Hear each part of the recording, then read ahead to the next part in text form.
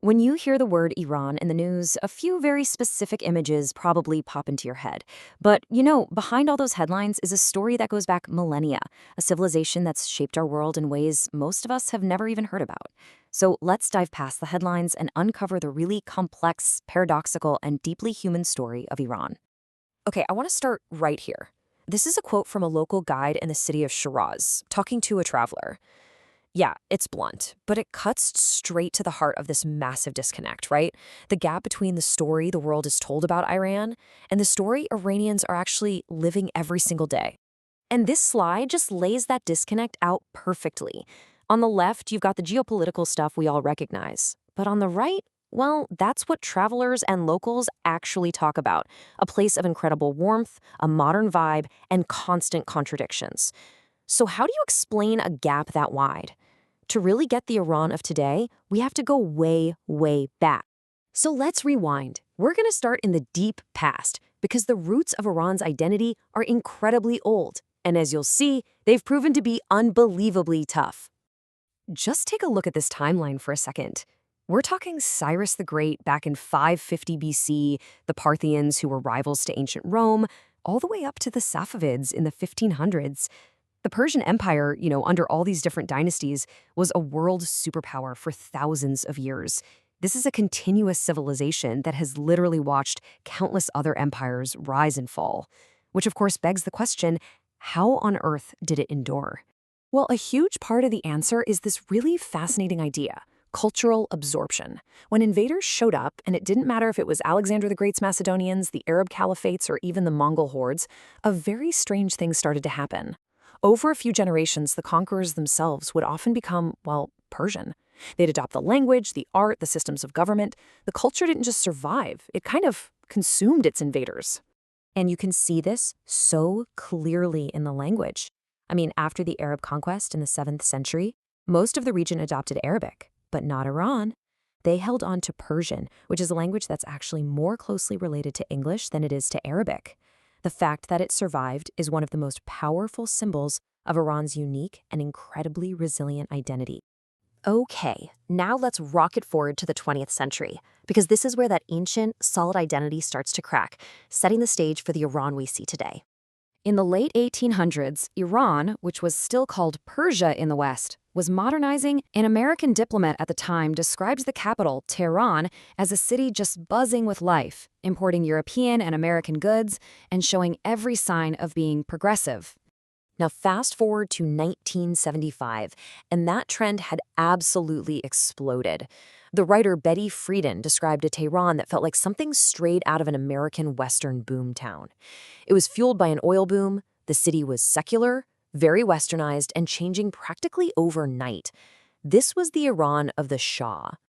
But here's the thing, about that kind of rapid, top-down westernization, it was combined with political repression and a ton of corruption, and all of that created these deep, deep cracks in society. And then, in 1979, those cracks just erupted. What's so crucial to understand here is that the 1979 Islamic Revolution didn't just come out of nowhere. It followed decades of turmoil. But the one event to really focus on is right here, in 1953, the CIA-backed coup that kicked out a democratically elected prime minister named Mossadegh.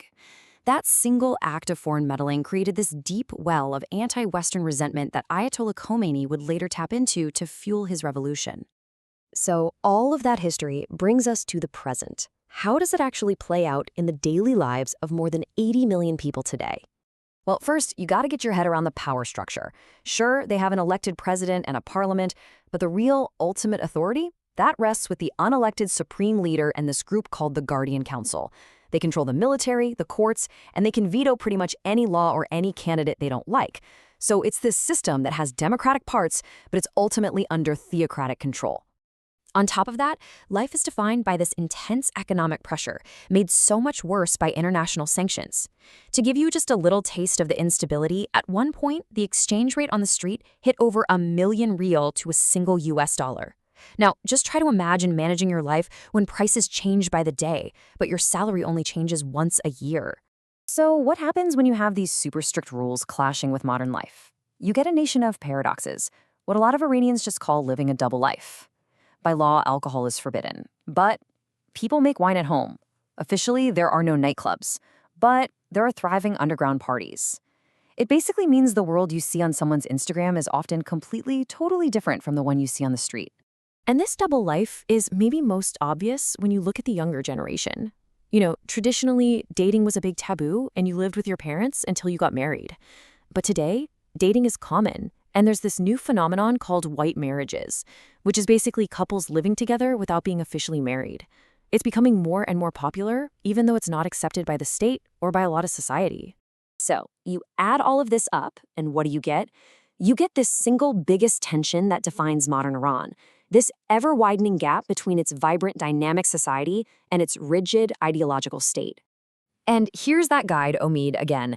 His plea is something you hear from Iranians over and over and over. It's this really desperate request to be seen as individuals, as people, completely separate from the actions and the ideology of their government. And this is where we get to a really painful and often misunderstood part of the story. You see, the 1979 revolution was a reaction against the Shah's brutal secret police. But the tragic irony, as the historical records show, is that the state that replaced the Shah was far, far more repressive, especially in its first 10 years. It's a heartbreaking part of Iran's modern story. And knowing that history of repression is absolutely essential to understanding what happened in 2022. The protests sparked by the death of Mahsa Amini in the custody of the so-called morality police.